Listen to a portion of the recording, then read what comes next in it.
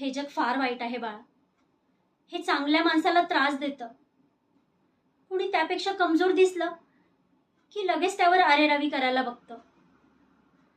साध्या नाजूक गोष्टी नीट जपायच्या असतात हेच या जगाला कळत नाही. एखादी नाजूक गोष्ट दिसली की लगेच त्याला पायाखाली चिरडायला बघतं.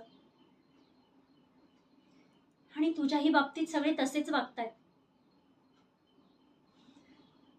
पण तू अजिबात काळजी करू नकोस.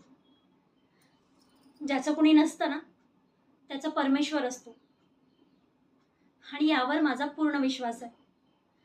तो नक्कीच काहीतरी चमत्कार घडवेल बघ. तुझ्याही आयुष्यात नक्कीच असं काहीतरी घडेल की तुझा सगळा त्रास, हे लोक करत असलेला छळ कायमचा संपून जाईल.